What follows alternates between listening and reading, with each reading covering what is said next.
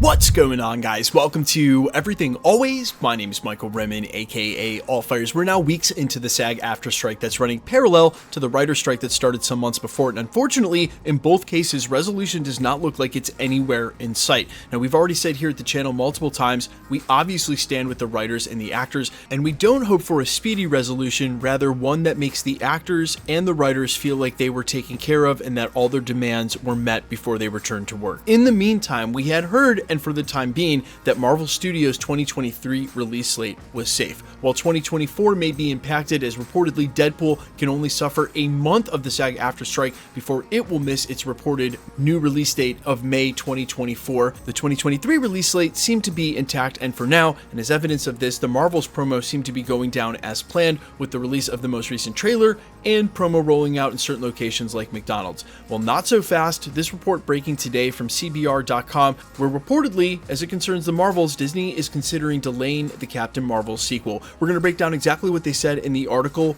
why Disney and Marvel is choosing to do this, or at least the reason given, and what this would ultimately mean for not only 2023, but 2024 as well. And I think there's a pretty easy fix. We're breaking it all down, the latest news that Marvel may be delaying certain 2023 MCU projects because of the SAG-AFTRA strike. But first, a couple of things. We will be doing a live watch party tonight for the finale, so if you're planning to stay up for episode 6 of Secret Invasion, we go live at the channel about 2 a.m. Eastern, 11 Pacific, an hour before the episode goes live. I then watch here as you watch at home, and we have a slight after party and after discussion before I jump off to do the Easter egg video. Speaking of which, if you want to be entered to win, we are giving away a PlayStation 5 tomorrow in said Easter egg video for the finale. Again, all you got to do to be entered to win, super simple. Hit the subscribe button, leave a comment down below, and if you're staying up for the finale tonight and you want to come join the watch party, which has grown every week exponentially, I expect tonight to be the biggest. Again, come stop by the channel, 2 a.m. Eastern, 11 Pacific. Okay, so again, this broke earlier today at CBR.com under the headline, "The Marvels Disney is reportedly considering delaying the Captain Marvel sequel." They go on to write, quote,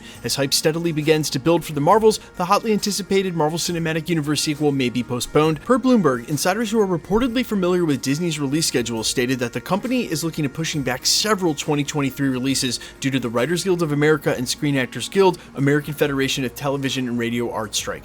The primary reason behind the alleged delay is the inability for performers and creative teams to promote their films per the union's request. Despite these claims, others have suggested that the Marvels may still make its November 10th release date, given that the marketing for the film has already progressed beyond the point of delay. Disney and Marvel Studios have yet to address this report as of the time of writing. Now, there's two really important points in here. Number one, what they're saying in layman's terms is the union has issued a blanket statement for all non-independent studios. There are still some things that are filming right now. Actors are allowed to do things with exceptions and exemptions from SAG-AFTRA, only in the case of independent studios. For the rest of this, like Marvel movies, if Disney were to release the Marvels and say have one of their red carpet premieres, you wouldn't see any of the actors there to promote the film. And for Marvel, that's pretty par for the course with a lot of their releases. They put their stars at the front and center of marketing. It'll make for a very weird release, of course, if someone like Iman Vellani, who's the ultimate fan, can't even be there to promote her first major film debut.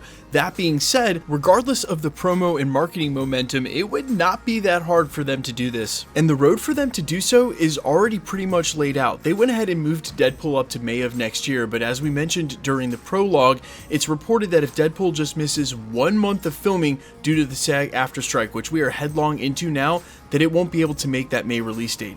They will probably end up moving that film right back into the late year release it originally had, around October or November, move the Thunderbolts up from that slot to 2025, as was already reported by industry insider Charles Murphy. Then you leave Brave New World in the summer slot that it has, given it's been reported it was able to wrap on filming and days before the strike actually took place.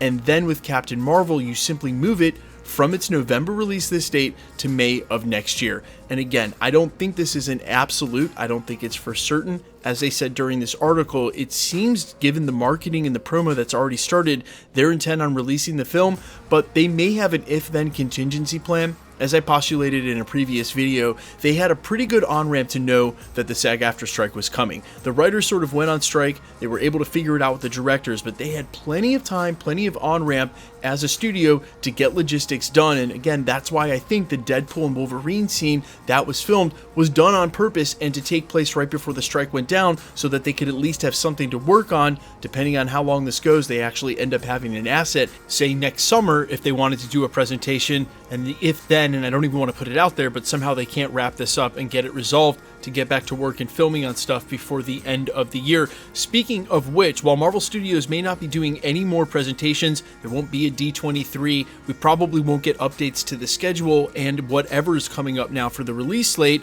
they would have to say something about the Marvels being canceled or delayed soon. They set all that stuff up months in advance, and we're rapidly approaching the point of no return. We might have already actually passed it, which means if there is truly a delay in the works per these sources from Bloomberg, then they're going to have to announce that, say, in the coming weeks, which I do suspect will at least get some acknowledgement one way or the other, again, about what's coming from them, especially in Disney Plus 2.